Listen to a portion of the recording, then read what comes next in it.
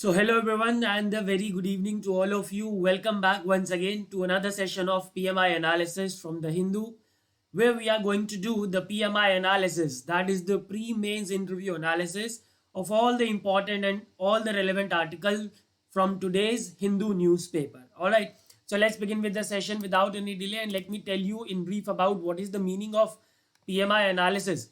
So, guys, PMI analysis का मतलब है pre mains and interview analysis, and after reading any particular article, okay, after reading any particular article, first of all you have to examine the potential of that article, the importance of that article in your pre mains and interview. All right, after examining the importance, you have to connect it to your syllabus, and then you can expect a question in your exam, चाहे pre में या फिर mains में या फिर interview में. Alright, you can not expect कि आपने कोई आर्टिकल पढ़ा और उसमें से डायरेक्ट क्वेश्चन एग्जाम में आ गया.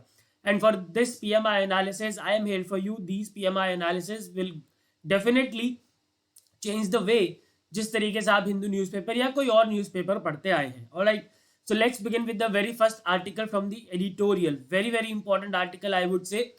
A far-reaching verdict that ends a regressive exception. Now this article, guys, talks about the exception to the marital rape. Exception to the marital rape. Basically IPC जो है section 375 में ये कहता है कि अगर हस्बैंड रेप करता है तो फिर वो एग्जेम्पशन उसके लिए एक्सेप्शन है. ठीक है, मतलब उसके अगेंस्ट फिर सेक्शन 375 के अंदर वो क्रिमिनलाइज नहीं होगा. बट इसके अगेंस्ट काफ़ी ज़्यादा बातें उठाई गई थी कि भाई जो मैरिटल रेप है उसको एक्सेप्शन में नहीं रखना चाहिए, because marital rape is also a rape. Alright, so उसी के रिगार्डिंग एक रिसेंट जजमेंट आया है कर्नाटका हाईकोर्ट का, जो कि बहुत ही लैंडमार्क जजमेंट माना जा रहा है. So in the case of Rishikesh Sahu versus state of Karnataka, Karnataka high court said pronounce the end of the marital rape exception. जो मैरिटल रेप को एक्सेप्शन मिला हुआ था अंडर सेक्शन 375 ऑफ आईपीसी, उसको खत्म कर दिया है कर्नाटका हाईकोर्ट ने. Alright, the court held that if a man, कोई भी आदमी है चाहे वो हस्बैंड ही क्यों ना हो, अगर उसको हम एग्जेम्प्ट कर देते हैं for the acts of sexual assault, so it would destroy the women's right to equality, जो कि हमारे कॉन्स्टिट्यूशन का सोल माना जाता है. ठीक है, हमारे अगर हम किसी वुमेन की राइट टू इक्वलिटी छीन लेते हैं, और वो राइट टू इक्वलिटी को छीना जा रहा है in fact by exempting the husband from the act of sexual assault, so in that case it will be it will destroy the women's right to equality, which is the very soul of the constitution. The constitution considers, इस article में बहुत अच्छी बात लिखी हुई है एक, the constitution considers marriage as an association of equals. ठीक है, and does not in any sense depict women to be subordinate to men. हमारा कॉन्स्टिट्यूशन मैरिज को इक्वल्स का एसोसिएशन मानता है, और वो कहीं से भी ये नहीं कहता है कि जो वुमेन है वो सबॉर्डिनेट होंगी मेन के. ठीक है, and it guarantees women the fundamental rights under article 14, 15, 19 and 21. Alright, so इन सभी आर्टिकल्स के अंदर वुमेन के पास फंडामेंटल राइट्स है, और हमारा कॉन्स्टिट्यूशन सीधा सीधा कहता है कि marriage is an association of equals, and it not in any sense it depict that women will be a subordinate to men. Alright, ये बहुत अच्छा पॉइंट है, ये आप अपने एग्जाम में यूज कर सकते हो. नाउ रिमेंबर, ये जो एक्सेप्शन टू मैरिटल रेप है लॉ में, ये कहां से आया? So it was due to dictum by Chief Justice Matthew Hale of Britain in the year 1736, and according to that dictum, but the husband cannot be guilty of a rape committed by himself upon his lawful wife, for by their mutual matrimonial consent and contract the wife hath given up herself in this kind unto her husband, which she cannot retract. However, this principle has now been completely abolished. ये principle पूरी तरीके से abolish हो चुका है. United kingdom में 1991 में the exception to marital rape was abolished. जो एक्सेप्शन था मैरिटल रेप को, उसको खत्म कर दिया गया था in the year 1991, and after this judgement of Karnataka High Court, India से भी ये ऑलमोस्ट खत्म है, बिकॉज एक केस में अगर कोई जजमेंट आ जाता है तो उस केस का रेफरेंस लेके आगे आने वाले सभी केसेस में वो जजमेंट दे दिया जाता है. एंड हाई कोर्ट का जजमेंट है तो ऑफकोर्स ये काफी वेटेज रखता है अपने आप में. ऑलराइट, नाउ इससे रिलेटेड एक कमेटी भी बनाई गई थी 2012 में, justice Verma committee, and this is the very important for your exam point of view. So remember, it was a 3-member committee which was formed in 2012 with Justice J.S. Verma as the chairperson, and the other 2 members were Justice Leela Seth and Gopal Subramanian. Alright, this committee, remember, was constituted to recommend amendments to the criminal law so as to provide quicker trials and enhanced punishment for criminals who are accused of committing sexual assault against women. जो ऐसे criminals हैं जो कि जो जिनके ऊपर accusation है, जिनके ऊपर चार्जेस हैं of committing sexual assault against women, उसके लिए स्पीडी ट्रायल हो, जल्दी से ट्रायल हो और पनिशमेंट को बढ़ाया जा सके, पनिशमेंट को और ज्यादा स्ट्रिंजेंट किया जा सके, इसके लिए this committee was constituted in the year 2012 and this committee outrightly recommended the criminalisation of marital rape. Alright, इस कमेटी ने भी रिकमेंड किया था कि जो मैरिटल रेप है उसको क्रिमिनलाइज कर देना चाहिए without any doubt. Alright, and अब जो कर्नाटका हाईकोर्ट का जजमेंट आया है उससे ऑलमोस्ट ये डन हो गया है कि yes, marital rape is also a crime under IPC. हालांकि अभी आईपीसी अमेंडमेंट नहीं हुआ है, बट क्योंकि लॉ जो होता है वो इंटरप्रिटेशन से चलता है, तो कर्नाटका हाईकोर्ट के इस इंटरप्रिटेशन की वजह से अब जो मैरिटल रेप है उसको क्रिमिनलाइज माना जाएगा, and that I would say a commendable step, a commendable judgment, a landmark judgment by the Karnataka High Court. So I hope guys this article is clear. Now these points can be used. अब मान लो कि कोई भी question अगर marital rape पे आता है तो you can start with this dictum by the Chief Justice Matthew Hale of Britain in 1736 कि कहाँ से जो मैरिटल रेप को एग्जेम्पशन मिली हुई है, जो एक्सेप्शन मिली है, वो कहाँ से मिली हुई है, मतलब लॉ में वो कहाँ से इंडल्ज हुई, तो यहाँ से हुई। उसके बाद आप बता सकते हो कि yes it was abolished in the year 1991 in the United Kingdom and it has been abolished by the recent judgment of Karnataka High Court. ठीक है, और उसके बाद you can also discuss about the Justice Verma Committee recommendation. Alright, so this is how 200-250 word का या 100-150 word का अगर आपको आंसर लिखना है तो you can easily write an answer using these points. Alright, and now let's talk about the PMI analysis, which is the most important part after reading any particular article. Yes. So for pre-mains and interview, for all the 3 stages, this article is very important. Pre में कैसा question हो सकता है, Justice J S Verma committee is related to which of the following, और 5 अलग अलग option हो सकते हैं 5 अलग अलग फील्ड से।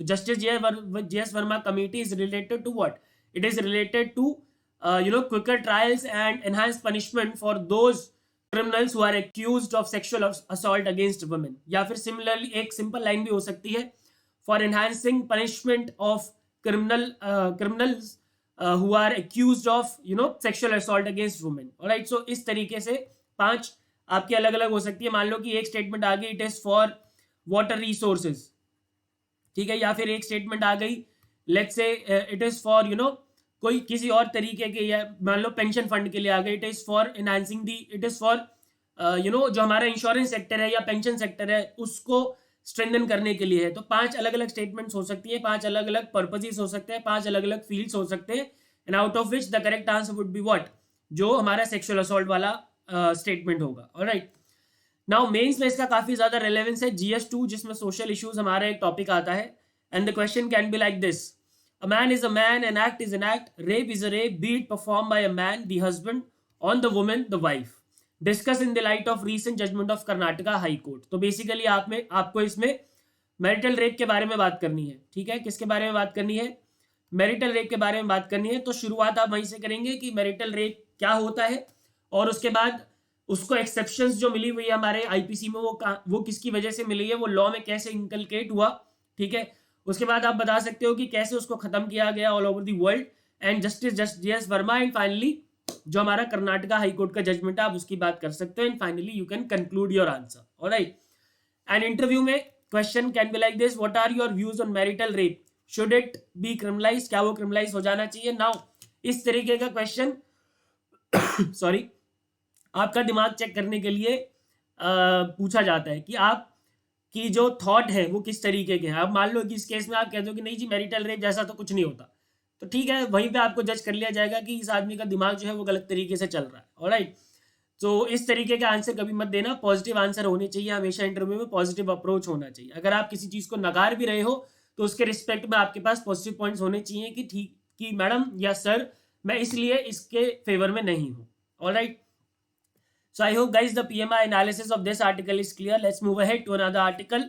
For a full repeal, this article is about AFSPA, Armed Force Special Powers Act of 1958. Now the news is that the Ministry of Home Affairs, which is headed by Mr. Amit Shah, the Mota Bhai Amit Shah, has relaxed the AFSPA in some districts of Manipur, Nagaland and Assam. So I hope आप सबको ये बात की जानकारी है कि north east के कई स्टेट्स में या फिर कभी कभी जम्मू कश्मीर में भी AFSPA लगा दिया जाता है अगर वहाँ पे कुछ इंटरनल डिस्टर्बेंसेस होती है या फिर कुछ इंटरनल रेबेल होता है तो, ठीक है। तो अभी ये न्यूज आई है कि मणिपुर, नागालैंड और असम के कुछ डिस्ट्रिक्ट्स में आफ्सपा को रिलैक्स कर दिया गया है। But the major thing that we have to discuss is AFSPA, कि आफ्सपा क्या है, उससे रिलेटेड क्या क्या इश्यूज हैं। Alright, so AFSPA, remember guys, this act was introduced in the year 1958 in the parliament by the then home minister Mr. GB Pant Govind Vallabh Pant. It was initially known as the Armed Forces Assam and Manipur Special Powers Act of 1958, but after the formation of Arunachal Pradesh, Meghalaya, Mizoram and Nagaland, it was named as AFSPA, Armed Forces Special Powers Act. ठीक है, पहले जब सिर्फ असम और मणिपुर था, so this act was named after Assam and Manipur only, but after the formation of these four states, the name was changed to AFSPA simply.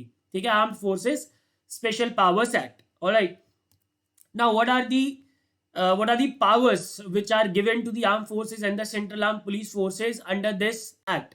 So, this act gives unrestricted powers to the armed forces and the centrally armed police forces, like to kill anyone acting in the contravention of law. अगर किसी arm force के आदमी को लगता है, किसी district में मान लो कि आफ्सपा लगी हुई है, और अगर किसी आर्म फोर्स के पर्सन को लगता है कि कोई पर्सन लॉ का वायलेशन कर रहा है, तो वो उसको डायरेक्टली मार सकता है.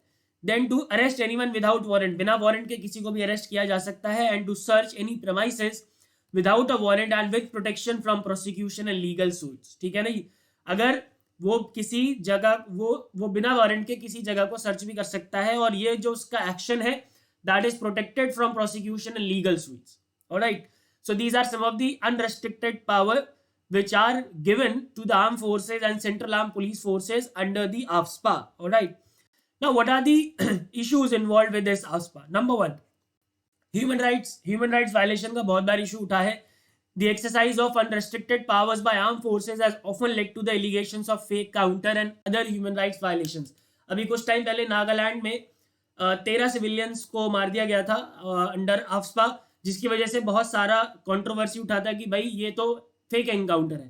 ठीक है ना, इस तरीके के और भी ह्यूमन राइट्स वायलेशन के एलिगेशंस उठते हैं अगेंस्ट AFSPA. देन उसके बाद जीवन रेड्डी कमेटी थी जो कि 2004 में बनी थी. इन्होंने रिकमेंड किया था कि AFSPA को अब हमें अपील करना चाहिए.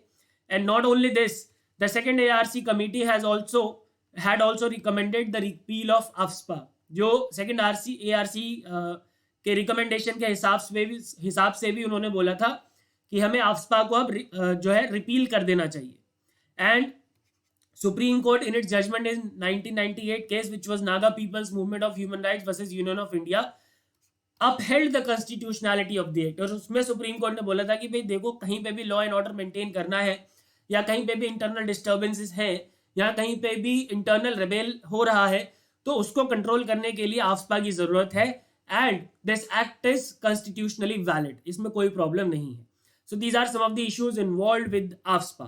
Now how ये जो issues हैं, जैसे human rights violation हो गया, या फिर क्यों इन सेकेंड ARC ने या फिर जीवन रेड्डी कमेटी ने इसको रिपील करने के लिए बोला था.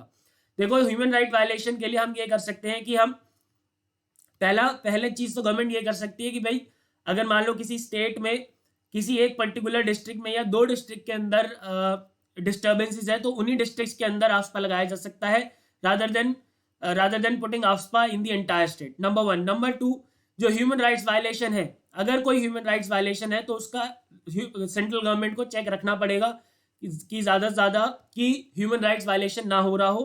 तीसरा, जो फेक एनकाउंटर्स के केसेस होते हैं, अगर होते हैं तो उन फेक एनकाउंटर्स के केसेस पे भी गवर्नमेंट को चेक रखना पड़ेगा. सो ये कुछ स्टेप्स हैं जो कि गवर्नमेंट ले सकती है जिससे कि ये इन इश्यूज को टैकल किया जा सकता है.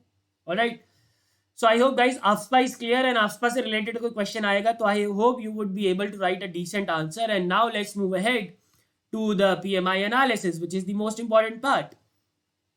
So consider the following statements with respect to AFSPA, and you would have to identify the correct or incorrect statements. And statement किस तरीके के हो सकते हैं? Statement हो सकता है like this act was enacted in the year 1947. No, it was not 1947, it was 1958. All right. Initially, this act was enacted for Assam and Manipur. Yes, this is absolutely correct, because बाद में जब और states बने थे तो फिर वो बाकियों के लिए आ गया था. ठीक है, इस तरीके के और भी स्टेटमेंट हो सकते हैं, या फिर ऐसा भी हो सकता है this act gives power to kill anyone who is doing the contravention of law. ठीक है ना, तो ये भी सही स्टेटमेंट होगा. तो इस तरीके के 3 या 4 स्टेटमेंट हो सकते हैं आपके एग्जाम में, एंड उसमें से आपको करेक्ट या फिर इनकरेक्ट स्टेटमेंट आइडेंटिफाई करने होंगे। ऑलराइट, मेंस में इसका रेलेवेंस आ जाता है GS2 में, जहां पे टॉपिक है एक्ट्स एंड पॉलिसीज। तो आफ्सपा क्योंकि एक एक्ट है, तो इससे रिलेटेड जो भी अगर कोई इशू है तो उससे क्वेश्चन आपके एग्जाम में पूछा जा सकता है। So the question is discuss the issues involved with AFSPA and suggest some measures. तो इसमें आप क्या करोगे, आफ्सपा बताओगे पहले कि आफ्सपा क्या होता है। देखो, कीवर्ड के बारे में बताना बहुत जरूरी होता है। आप डायरेक्टली जंप नहीं कर सकते with the issues involved with AFSPA, वो क्वेश्चन की मेन डिमांड है। ठीक है, क्वेश्चन की मेन डिमांड इसमें 2 है, issues involved with AFSPA and number 2 measures क्या क्या हो सकते हैं। तो उसमें सबसे पहले आपको ये तो बताना पड़ेगा ना कि आफ्सपा होता क्या है। ऑलराइट, आफ्सपा बताना बहुत ज्यादा जरूरी है। तो पहले हम बताएंगे कि what is the meaning of this AFSPA. ठीक है, when was it enacted, what was the objective of enacting it, और क्या क्या पावर्स इसमें दी जाती हैं। ठीक है, फिर उन पावर्स को हम कनेक्ट करेंगे कि क्योंकि इस तरीके की एक्सट्रीम पावर्स हैं आर्म फोर्सेस के पास, तो उसकी वजह से ये इश्यूज इसके अंदर आते हैं और इन इश्यूज को हम इस तरीके से रिजॉल्व कर सकते हैं। तो आपके आंसर में एक फ्लो होना चाहिए। देखो, मैंने पहले भी बोला था, जो एग्जामिनर होता है ना, वो बहुत ज्यादा इंटरेस्टेड होता नहीं है आंसर पढ़ने में। आपको उसको मजबूर कर देना है कि वो आपका आंसर पढ़े। ठीक है, और वो मजबूर तभी होगा जब आपके आंसर में एक अच्छा फ्लो हो दिखेगा उसे। अगर फ्लो नहीं होगा तो वो फिर डिस्ट्रैक्ट होगा और फिर बेकार नंबर देगा। ठीक है ना। नाउ इंटरव्यू की बात करें, so do you think that AFSPA should be repealed, if yes why, if know why not. ठीक है, अब यहाँ पे आपको वही टेक लेना है जो गवर्नमेंट का टेक है। गवर्नमेंट का टेक है कि नहीं भाई, वाई हम आफ्सपा को रिपील नहीं कर सकते हैं, क्योंकि कई केसेस ऐसे हो जाते हैं जहाँ पे इंटरनल डिस्टर्बेंसेस जो है वो पुलिस द्वारा कंट्रोल नहीं किए जा सकते। इन दैट केस हमें वहां पे आर्मी को डिप्लॉय करना होता है। ठीक है, सो दैट इज वाई हमें आफ्सपा को रिपील करने की जरूरत नहीं है। हाउएवर, अगर इसका कोई भी सरकार मिसयूज करती है तो हमें उसके ऊपर कंट्रोल रखना पड़ेगा। Alright, so this is the PMI analysis. I hope this is clear. And now let's talk about another article from editorial, making ground water visible. ये जो आर्टिकल है ग्राउंड वाटर के बारे में है, एंड इसमें कुछ अच्छी अच्छी बातें हैं, उसके बारे में हम बात करेंगे। ये इस आर्टिकल में बात की गई है कि ग्राउंड वाटर की क्या इंपॉर्टेंस है, इंडिया का क्या स्टेटस है ग्राउंड वाटर एक्सट्रैक्शन में, इंडिया कितना ग्राउंड वाटर एक्सट्रैक्ट करता है, कहाँ कहाँ उसका यूज करता है, और ग्राउंड वाटर से रिलेटेड क्या क्या इश्यूज हैं। Okay, so remember, ground water helps reduce the risk of temporary water shortage and caters to the need of arid and semi-arid regions, but its value has not been fully recognized in policy making. ठीक है ना, जो ground water है वो temporary water shortage अगर कहीं आएगा तो उसको वो बहुत अच्छी तरीके से उस रिस्क को रिड्यूस कर सकता है, और जो एरिड और सेमी एरिड रीजन्स हैं वहाँ की नीड्स को केटर कर सकता है। इसकी हाई स्टोरेज कैपेसिटी की वजह से जो ग्राउंड वाटर है वो ज्यादा रेजिलेंट होता है to the effects of climate change, क्योंकि ये ग्राउंड के नीचे होता है। तो इसमें एक तो सबसे बेस्ट बात यह है कि पोल्यूशन होने के चांसेस, पोल्यूटेड होने के चांसेस कम है, नंबर 1। दूसरा, ये ह्यूमन कंटामिनेशन से दूर है। तीसरा, ये मक्खी मच्छर के प्रकोप से दूर है। ठीक है, जो एनिमल कंटामिनेशन से दूर है। चौथा, और एक इवेपोरेशन नहीं होता इसका। So there are various benefits of ground water. Alright, while dependence on groundwater is increasing everywhere, there are serious issues of depletion of stored groundwater and deterioration of quality. But ground water की जो dependence है वो बढ़ रही है, लेकिन जो उसके साथ इश्यूज है वो भी बढ़ रहे हैं साथ साथ। ग्राउंड वाटर डिप्लीट होता जा रहा है और उसकी जो क्वालिटी है वो भी डिटेरियोरेट हो रही है due to the excess use of fertilisers in the agriculture. अब एग्रीकल्चर में हम एक्सेस फर्टिलाइजर यूज करते हैं, तो वो जो फर्टिलाइजर है जो कि एक केमिकल है जो सॉइल में मिलता है, सॉइल के थ्रू वो सीप डाउन होता है बीनीथ द अर्थ सरफेस, और जो जाके ग्राउंड वाटर में मिल जाता है, जिससे कि ग्राउंड वाटर के पोल्यूट होने के चांसेस जो है वो डे बाय डे बढ़ते चले जा रहे हैं। ठीक है ना। Now annual ground water extraction की अगर हम बात करें, so India is among the largest users of ground water in the world, and India के अंदर almost 89% of the ground water जो एक्सट्रैक्ट किया जाता है that is used for irrigation, 9% use होता है डोमेस्टिक में, और इंडस्ट्रियल यूज के लिए जाता है 2%। Right, and according to the Central Ground Water Board, the annual ground water withdrawal is considered to be safe and the extraction rate is limited to below 70% of the annual replenishable recharge। ठीक है ना। तो ये जो central Ground Water board है उसने threshold बना रखा है 70% का। ये 70% याद रखना, ये एग्जाम में आपके पूछा जा सकता है। However, in the year 2017 the extraction for India was 63%. It was increased as compared to 2004 which was 58% in the year 2004। And NITI Aayog ने टारगेट सेट किया है that 70% extraction value will be achieved by the year 2030। 2030 तक हम जो हमारी ये extraction rate है इसको 70% तक ले जाएंगे। ऑलराइट, सो ये 70% नंबर याद रखना। ये एक्सट्रैक्शन रेट वाला क्वेश्चन आपके एग्जाम में किसी भी प्री के किसी भी स्टेटमेंट में हो सकता है। Alright, now the issues besides the high level of extraction, quality is also an issue of concern. Fluoride, iron, salinity, nitrate and arsenic contamination are major problems, and as many as 335 districts reported nitrate pollution compared to 109 districts in the year 2006. Alright, so number almost 3 गुना हो चुका है। ठीक है, 3 गुना से भी ज्यादा है in fact. जितना 2006 में नाइट्रेट पोल्यूशन था जिन जिन डिस्ट्रिक्ट्स के ग्राउंड वाटर में, अब उससे 3 गुना हो गया है। 335 डिस्ट्रिक्ट ने अब रिपोर्ट किया है। सो यू कैन सी जो ग्राउंड वाटर का पोल्यूशन है वो इंक्रीज होता चला जा रहा है। Alright, and it is a major cause of concern, क्योंकि इंडिया जो है वो लार्जेस्ट यूजर है ऑफ द ग्राउंड वाटर, तो गवर्नमेंट ऑफ इंडिया को कुछ ना कुछ करना पड़ेगा। However government of India is doing is taking a lot of steps in जो हमारा ग्राउंड वाटर है उसको सही करने के लिए, उसको रिप्लेनिश करने के लिए, उसको रिजुविनेट करने के लिए गवर्नमेंट ऑफ इंडिया ने बहुत सारे स्टेप लिए हैं।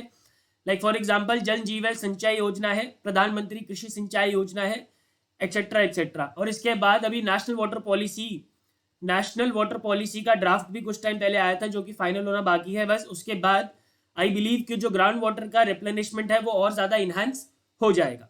ऑलराइट, नाउ इसके रिगार्डिंग एक कमेटी है मिहिर शाह कमेटी, जो कि एक कमेटी बनी थी 2016 में और अगेन फिर से बनी 2019 में। तो जो 2016 की कमेटी थी Mihir Shah committee 2016, at that time this committee recommended that the Central Water Commission and Central Ground Water Board, इन दोनों को रिस्ट्रक्चर करना चाहिए, उन दोनों को एक बॉडी बना देना चाहिए और उसका नाम रखना चाहिए नेशनल वाटर कमीशन। हालांकि ऐसा भी हुआ नहीं है। और जो 2019 में मिहिर शाह की कमेटी बनी थी वो क्यों बनाई गई थी? ताकि वो एक नेशनल वाटर पॉलिसी बना सके, और इसने एक ड्राफ्ट जो है प्रिपेयर करके गवर्नमेंट को दे भी दिया है 2020 में ही।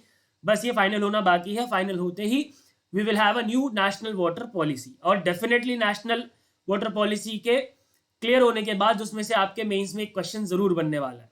Alright, so this was about this article, and now let's move ahead to the PMI analysis. So pre में क्या क्वेश्चन हो सकता है? Which of the following committees was set up in 2019 for drafting national water policy? और अलग अलग committees के नाम हो सकते हैं, out of which the correct answer would be what? Mihir Shah committee. ठीक है ना, बहुत इंपॉर्टेंट कमेटी है, याद रखना। मेंस में इसका स्कोप है GS 3 में, जहां पे एक टॉपिक हमारा है वाटर रिसोर्सेज, और question can be like this: examine the issues related to ground water and suggest some measures.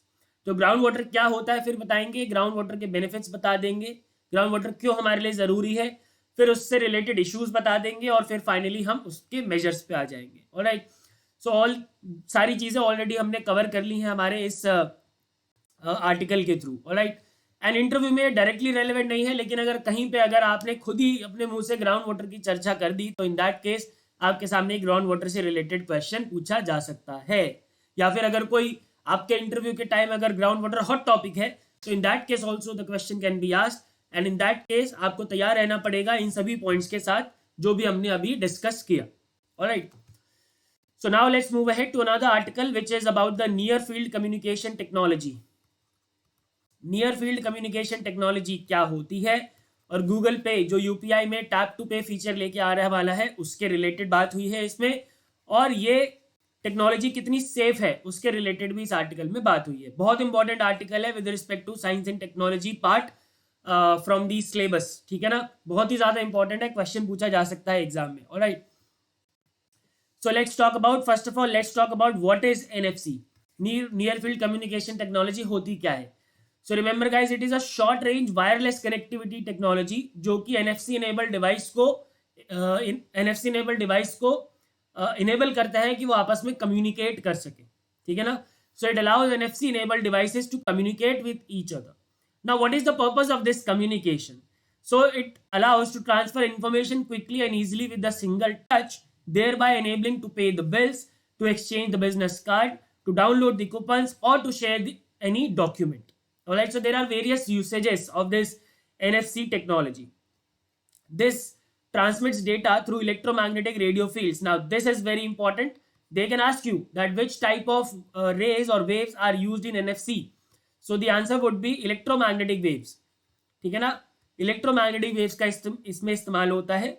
And both devices must contain NFC chips, जो दो डिवाइसेस आपस में कम्युनिकेट करेंगे with the through this technology NFC, उनके अंदर of course NFC chips होनी बहुत ज़्यादा ज़रूरी है, उसके बिना नहीं हो सकता। As transaction takes place within a very short distance, and few centimetres के बीच में इसमें ट्रांजैक्शन होता है, याद रखना, नॉट इवन मीटर, 1 मीटर तक भी जाओगे तो ट्रांजैक्शन नहीं हो पाएगा, कम्युनिकेशन एस्टैब्लिश नहीं हो पाएगा। NFC enabled devices must be either physically touching or within a few centimeters from each other for data transfer to occur. And ये इसके सेफ्टी का बहुत बड़ा रीजन है, क्योंकि बहुत कम डिस्टेंस है दोनों डिवाइसेस के बीच में, इसलिए अगर कोई इंटरफेयर करना चाहेगा दोनों डिवाइस के बीच में, so that is very difficult. Alright, now Google Pay has been the first among UPI apps to bring the tap to pay feature working on the POS terminals. Now what is this tap to pay feature, क्या है अब UPI में, उसकी बात कर लेते हैं। So remember, it will allow users with UPI accounts configured on Google Pay to make payments just by tapping their NFC enabled Android smartphones on any Android POS terminal. See what will happen is that, मान लो कि ये कोई Android POS terminal है and then you have this smartphone, you will go and tap this smartphone on this Android POS terminal, ठीक है। और जब आप इसमें टैप कर दोगे तो क्या होगा, इसके मोबाइल, जो आपका मोबाइल है, इसमें ऑटोमेटिकली गूगल पे ऐप खुल जाएगा और जो भी यहाँ पे अमाउंट होगा वो ऑटोमेटिकली यहाँ पे आ जाएगा, ठीक है, जितना भी अमाउंट डिडक्ट होना होगा वो यहाँ पे आपके गूगल पे ऐप में आ जाएगा। And after verifying the amount and the merchant, you will simply put your Google UPI pin and the transaction will be complete. Alright, so basically इसमें आपको स्कैन करने की जरूरत नहीं पड़ेगी, ठीक है ना। आप क्या करोगे, टैप टू पे कर सकते हो। आपने टैप किया on any Android POS terminal जो कि NFC इनेबल्ड होना चाहिए ऑफ कोर्स, क्योंकि अगर वो NFC इनेबल्ड नहीं होगा तो कम्युनिकेशन एस्टैब्लिश नहीं होगा। आपका मोबाइल भी NFC इनेबल्ड होगा और आपका जो एंड्रॉइड POS टर्मिनल है वो भी NFC इनेबल्ड होगा, दोनों NFC इनेबल्ड होंगे। ये मोबाइल फोन है, आपने इसको टैप किया, आपके मोबाइल फोन में गूगल पे में you will get the details of the transaction, how much amount has to be deducted, you will verify the amount to be deducted and the merchant's name or any other details, and then you will simply put your UPI pin and the transaction is completed. So very simple. All right, other uses क्या है इसके, so it is used in contactless banking cards, जो banking cards जो होते हैं आजकल हम use कर लेते हैं contactless, उसमें यूज होता है।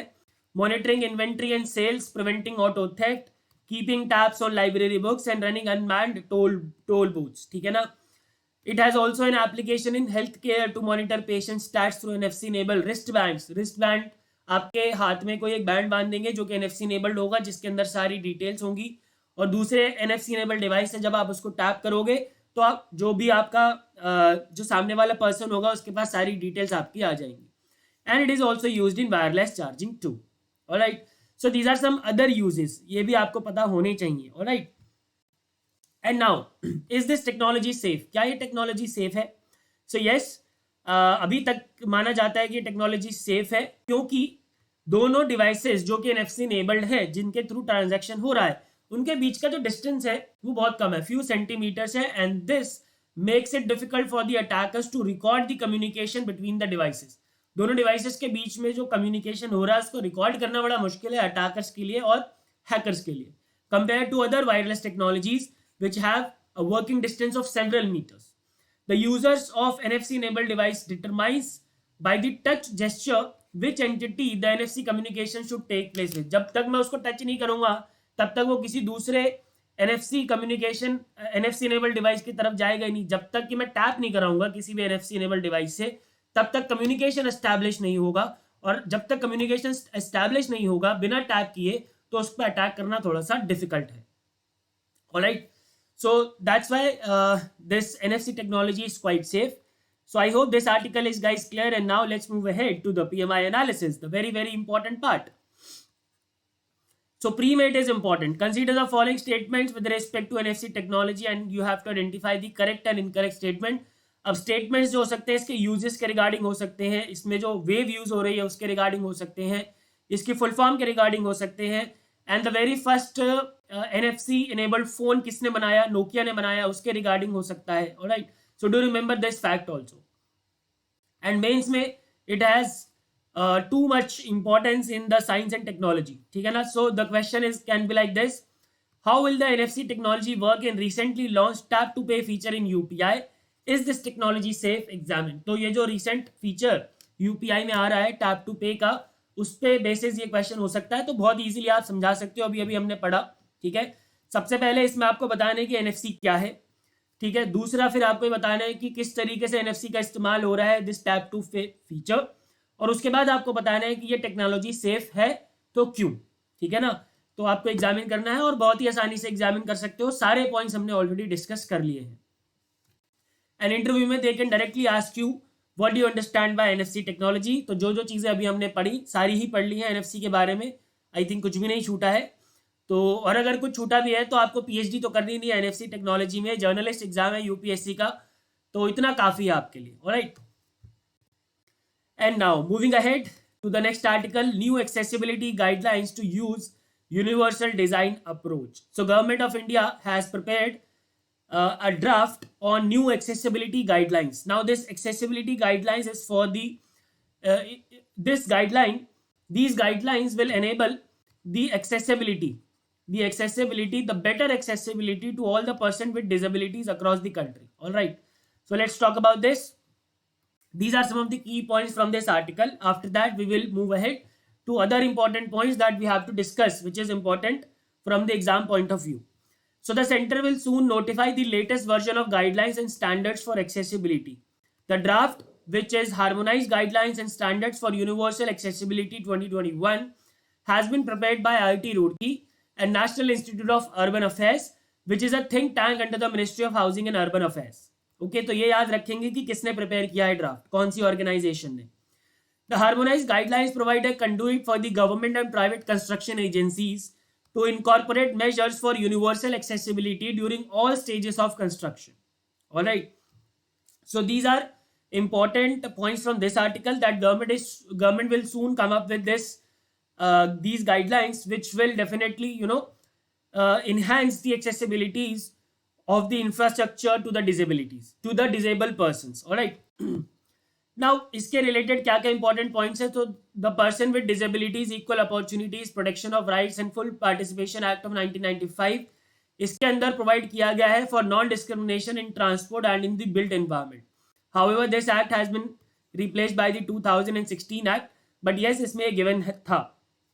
And India is also a signatory to United Nations Convention on the Right of Person with Disability, जिसके आर्टिकल 9 में ये ऑब्लिगेशन है कि जितनी भी गवर्नमेंट है, जितनी भी सिग्नेटरी गवर्नमेंट है, वो इंश्योर करेंगी पर्सन विद डिसेबिलिटीज को एक्सेसिबिलिटी किसका, इंफॉर्मेशन का, ट्रांसपोर्टेशन का, physical environment, communication technology, accessibility to services as well as emergency services.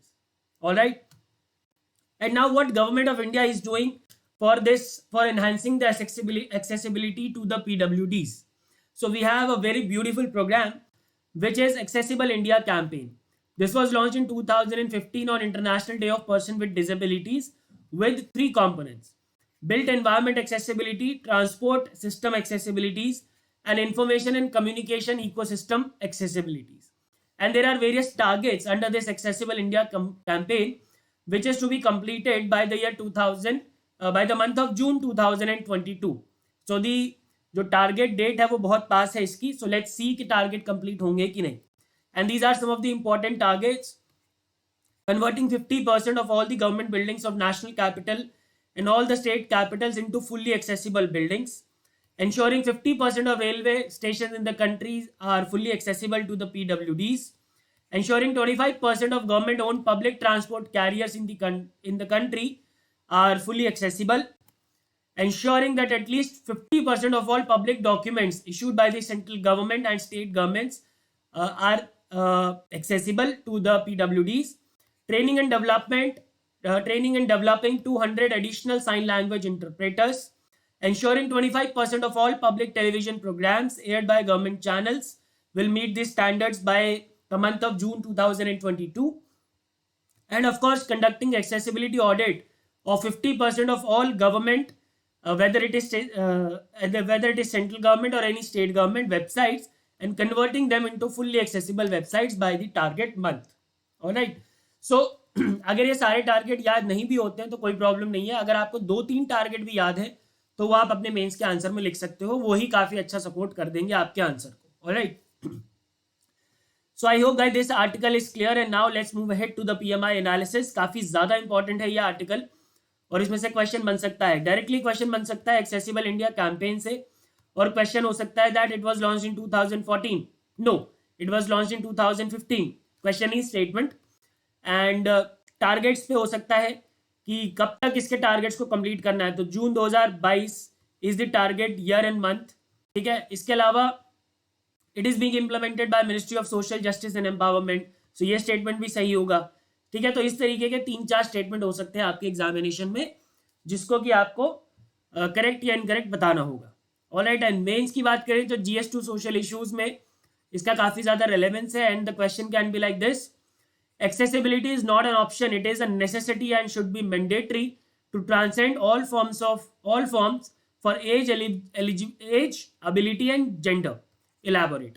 तो जो हमने अभी इसमें पढ़ा है सारी चीजें आप इसी फ्लो में भी अगर लिख दोगे तो आपका आंसर बहुत बढ़िया बन जाएगा। Alright, I hope this PMI analysis clear, end of course interview में भी आपसे डायरेक्टली पूछ सकते हैं कि एक्सेसिबल बनाने के लिए इंफ्रास्ट्रक्चर को गवर्नमेंट ऑफ इंडिया क्या कर रही है। तो गवर्नमेंट ऑफ इंडिया का आप एक्सेसिबल इंडिया कैंपेन का एग्जांपल भी ले लोगे तो उतना ही काफी होगा, और उसके अंदर अगर आपने 2-3 टारगेट्स बता दिए तो इंटरव्यू पैनल जो है वो खुश हो जाने वाला है आपसे, ठीक है ना।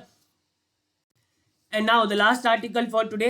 सो मैंने पहले भी बताया था कि पड़ोस की दाल में अगर नमक कम है या ज़्यादा है तो वो हमें पता होना चाहिए। तो पड़ोस की दाल में जो है नमक बहुत ज़्यादा हो गया है आजकल।